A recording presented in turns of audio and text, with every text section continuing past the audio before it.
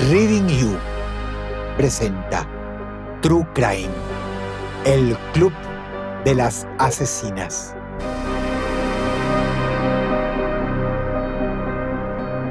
Si hubieses sido una de las víctimas de El Club de las Asesinas, lo último que hubieses visto es a tu querida esposa mientras te retuerces de dolor en el piso pidiéndole ayuda.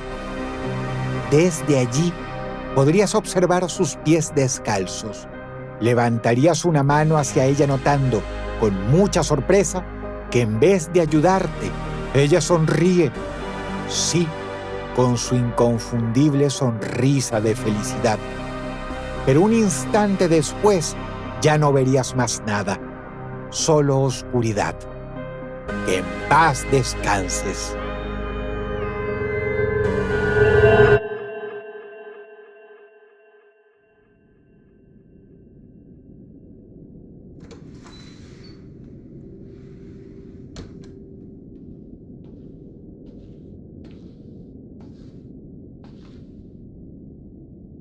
Hoy les voy a contar la historia real de El Club de las Asesinas, también conocidas como las creadoras de ángeles de Nagrif. Vivir en un remoto pueblito rural sabiendo que hay una asesina suelta es algo aterrador.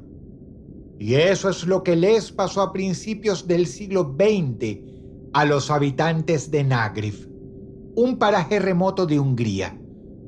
Lo que sus pobladores ignoraban es que no se enfrentaban solo a una asesina. No, eran más de 100, todas mujeres y todas viviendo y matando en ese mismo pueblo perdido.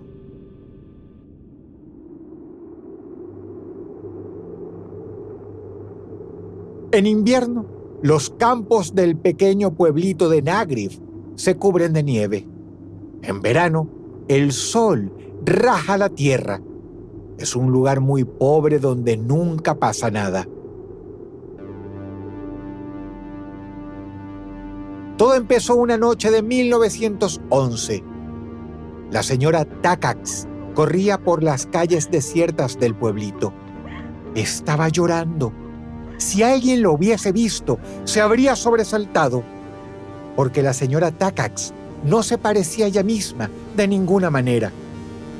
Tenía el rostro hinchado y rojo, como si llevara una máscara.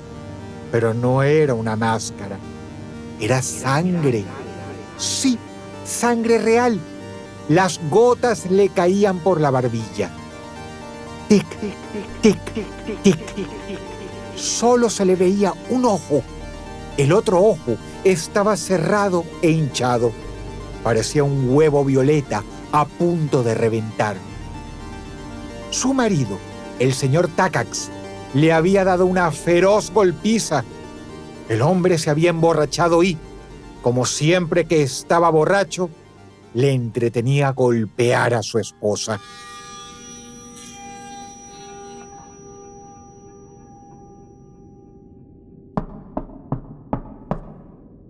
La mujer llamó a la puerta. Abrió Julia Fasecas, la partera del pueblo. Fasecas, claro, no la reconoció. Al principio pensó que estaba ante un espectro, un demonio. Así de mal había quedado la señora Takacs tras la golpiza. Una vez que dijo su nombre, Fasecas la invitó a entrar y atendió sus heridas. Las dos mujeres se quedaron hablando un rato largo junto al fuego. La señora Takacs no quería regresar. Tenía miedo, pero a la vez sabía que tenía que regresar. No tenía otro lugar a donde ir. Así eran las cosas para las mujeres en ese pueblo. La violencia contra ellas tampoco era algo inusual. Más bien todo lo contrario. Julia Fasecas le dio a la pobre señora Takacs unas pastillas contra el dolor y le dijo también que tenía un remedio definitivo para las golpizas. Entonces le mostró un frasquito muy pequeñito y lo apoyó sobre la mesa. En su interior brillaba un líquido turbio. Facecas le explicó que era arsénico, un veneno que, aseguraba, era imposible de ser rastreado en el cuerpo. El arsénico es uno de los venenos más usados en la historia, tanto que llegó a conocerse como el matarreyes en la Edad Media y como el polvo de la herencia en el siglo XIX. Facecas señaló el veneno y dijo a la señora Takacs que podía llevárselo si quería. Unos minutos después, Takacs regresaba a su casa. Se había llevado el frasquito de arsénico por las dudas. Realmente no sabía si iba a usarlo. No podía pensar mucho. Solo podía pensar en su marido. Apretaba el frasquito dentro del puño, como quien se aferra a un talismán.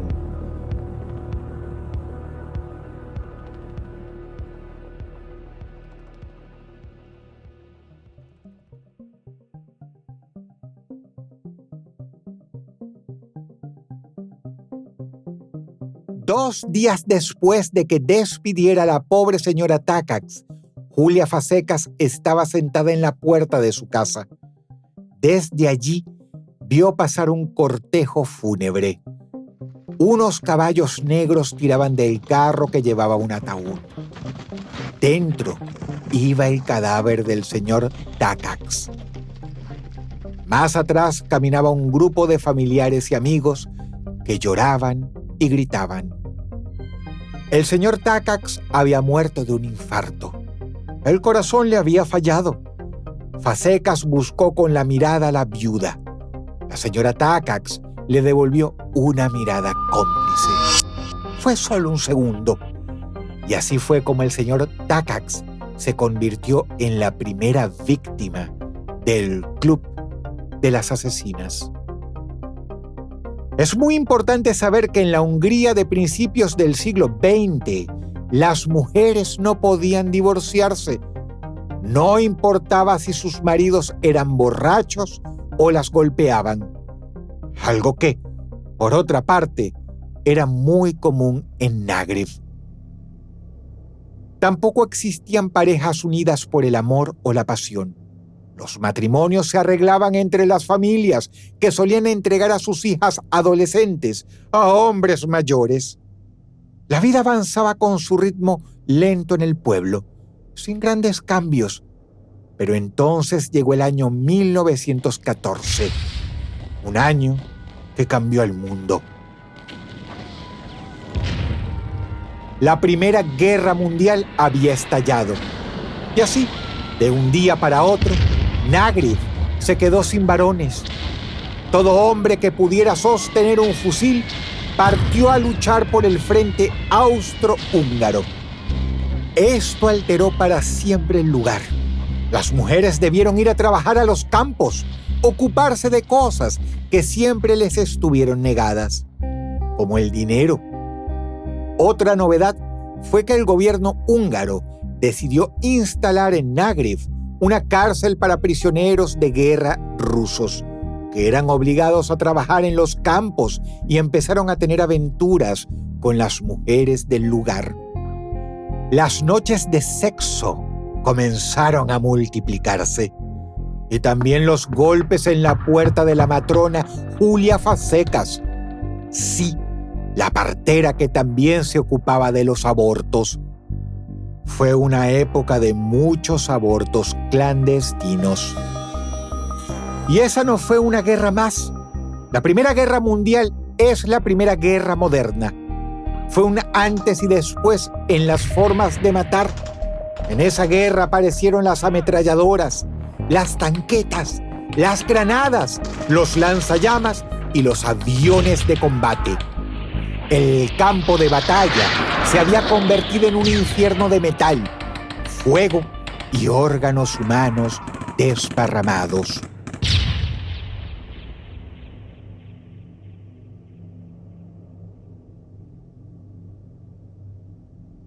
En ese mundo vivían los combatientes de Nagreb.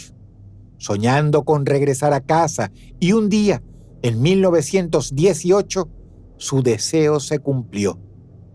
La guerra llegó a su fin. El infierno había terminado. Lo que los hombres no sabían es que iban a entrar a otro infierno, un infierno más silencioso, más invisible y más letal. Tras la guerra, los hombres regresaron a Nagrib, su pueblo natal. Muchos de ellos estaban heridos y traumatizados, es decir, volvieron transformados. Pero no solo ellos habían cambiado, sus esposas también estaban distintas. Es que durante esos años las mujeres habían aprendido a vivir sin sus esposos. Fueron años de manejar las granjas, el dinero y vivir una libertad sexual radical. Y era algo a lo que no querían renunciar. Pronto los conflictos domésticos empezaron a multiplicarse. Volvieron las golpizas y también los golpes a la puerta de la señora Julia Fasecas. Ahora el tema de consulta no era cómo deshacerse de bebés no deseados, sino de sus maridos. Y así fue como Julia Fasecas comenzó a venderle botellitas con arsénico a las esposas desoladas que la visitaban. Hombres jóvenes y sanos empezaron a morir uno tras otro en Nagrib. El club secreto de esposas dispuestas a exterminar a sus maridos se extendió tanto que la señora Fasecas tuvo que poner reglas. Regla número 1. Solo pueden participar de nuestro club las mujeres casadas que estén sufriendo con sus maridos. Regla número 2. No se ayudará a mujeres que quieran matar a sus amantes. 3. Por supuesto que ningún hombre puede participar del club. 4. Está prohibido matar mujeres o niños. Regla 5. La última y más importante de todas. El club es secreto. Nadie fuera del círculo debe enterarse, ni siquiera mujeres solteras, mucho menos las que sean felices en sus matrimonios.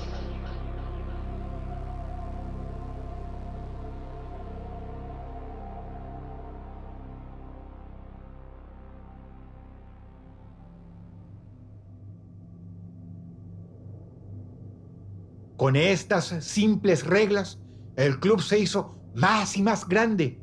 De hecho, el club creció tanto que Fasecas necesitó ayuda. Y así es como Susi Olá entra en esta historia. Olá había envenenado a su primer marido cuando ella tenía tan solo 18 años. La misma suerte corrió su segundo marido. Era una mujer decidida. Pero la señora Olá tenía otra ventaja para convertirse en la vicepresidenta del club. Su yerno era el único forense de Nagrib y estaba dispuesto a ayudarlas a cambio de dinero.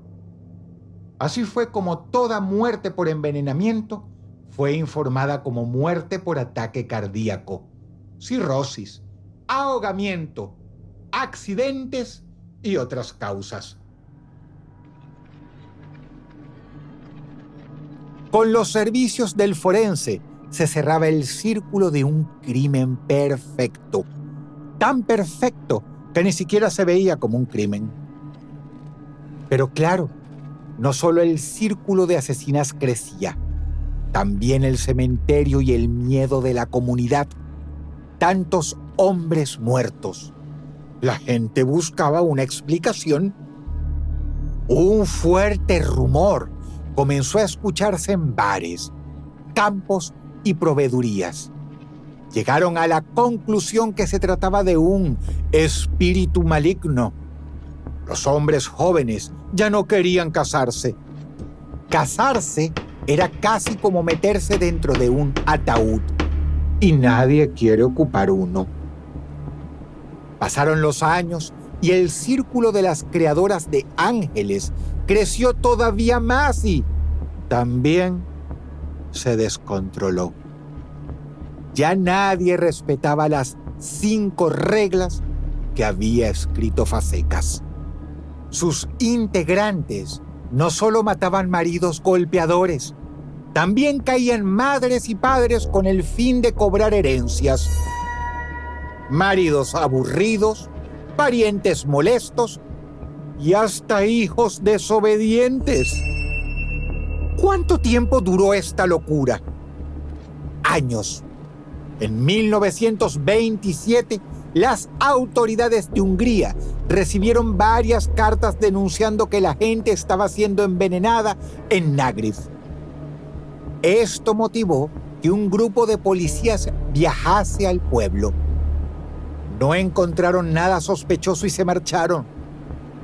Fue recién en 1929 cuando tomaron las cosas en serio. ¿Por qué? Porque Hungría hizo un censo de toda su población. Allí, las autoridades vieron un dato que los sorprendió. La tasa de muerte del pequeño pueblito de Nágriv era la más alta del país. Algo empujaba prematuramente a sus habitantes a la tumba. No fue el único hecho que puso los ojos de las autoridades en Nágriv. Una señora llamada Szabó fue descubierta por sus parientes cuando intentaba envenenarlos. En la comisaría, la señora Szabó se declaró culpable. Cuando le preguntaron cómo consiguió el veneno, la mujer dio los nombres de Julia Fasecas y Susana Olá.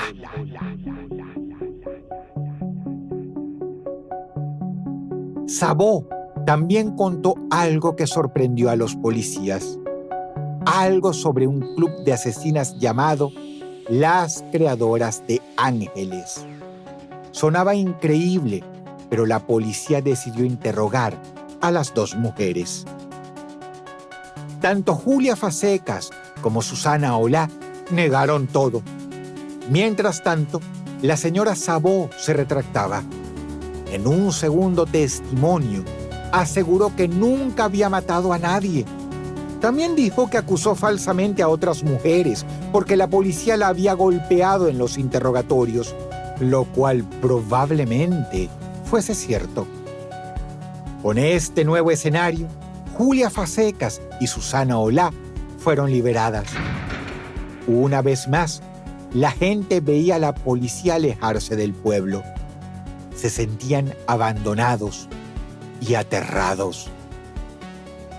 No eran los únicos. Julia Fasecas también sintió temor. Por primera vez, los policías se habían acercado demasiado. Habían hablado incluso de las creadoras de ángeles. Siendo una mujer decidida como era, no perdió tiempo.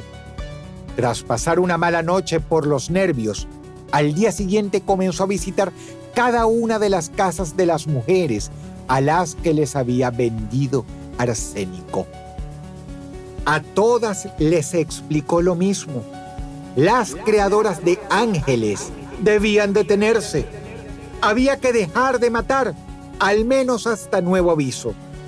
También les dijo que si la policía se comunicaba con alguna de ellas, debían negar todo.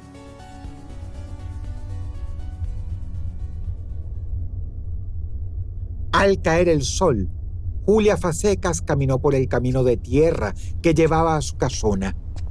Fasecas se detuvo frente a su puerta, miró a su alrededor y suspiró. El viento movía los arbustos. La noche caía otra vez sobre los habitantes de Nágriv. Esa noche, la partera podría volver a dormir tranquila.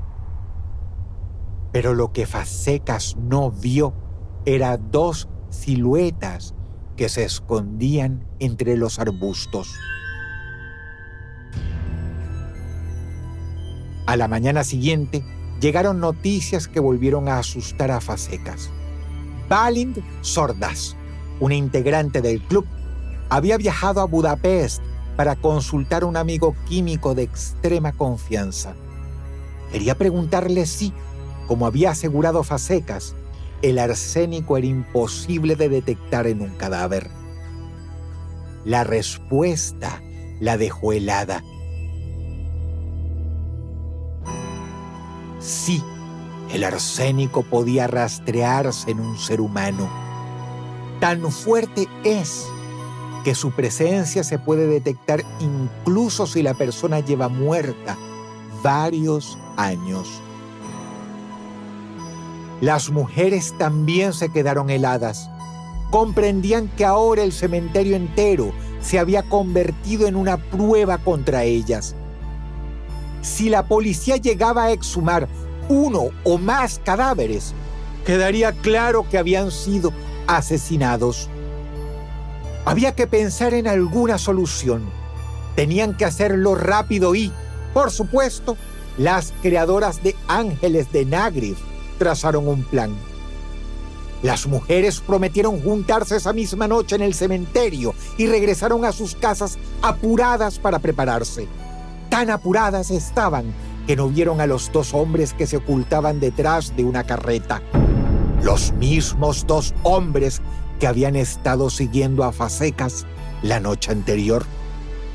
E incluso antes la habían seguido siempre después del primer interrogatorio. No solo eso, también habían anotado todas las casas y mujeres que visitó Julia Fazekas los días anteriores.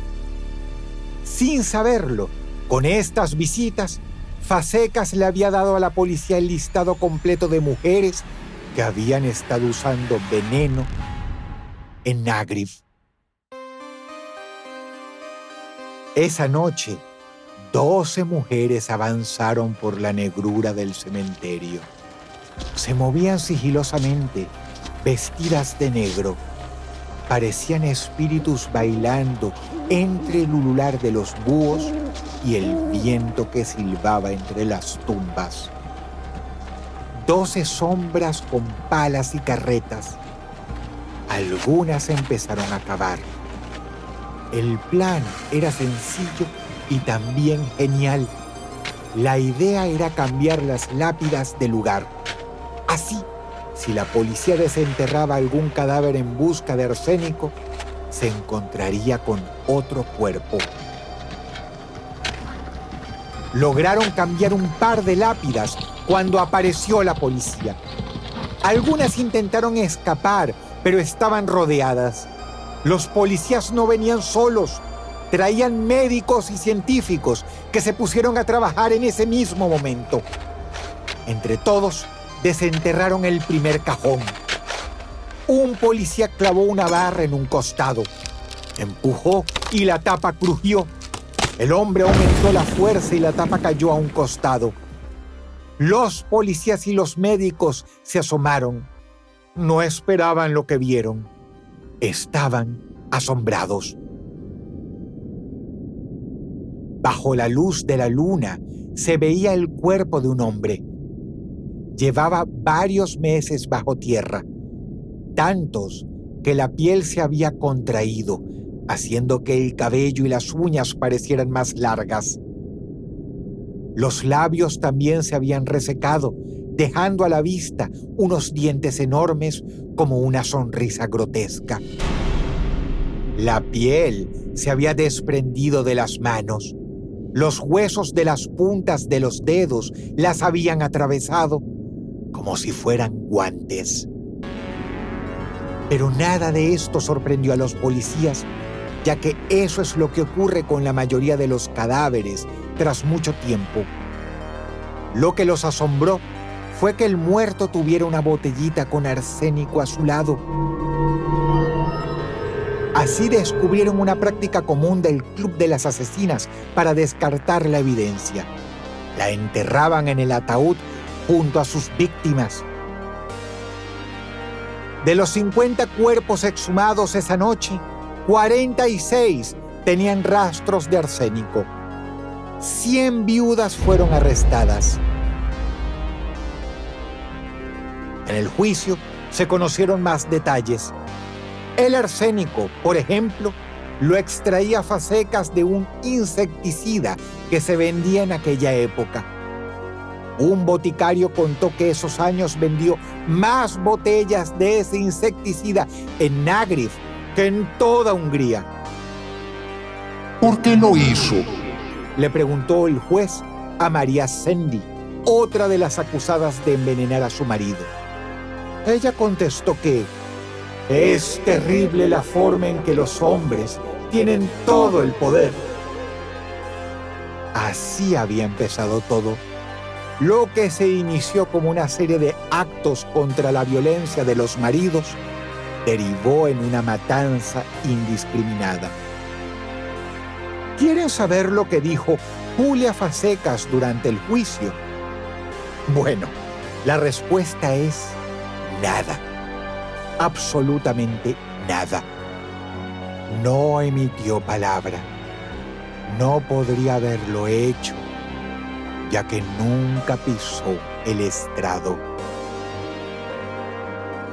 Si hubiera sido Julia Fasecas, lo último que hubieses escuchado serían unos golpes violentos llamando a tu puerta. Lo último que hubieses hecho sería abrir una botellita de arsénico y tomártela entera. Lo último que hubieses visto sería la policía entrando a tu casa. Lo último que hubieses sentido es un profundo dolor en el pecho y después, más nada, solo la oscuridad eterna que envuelve a los muertos.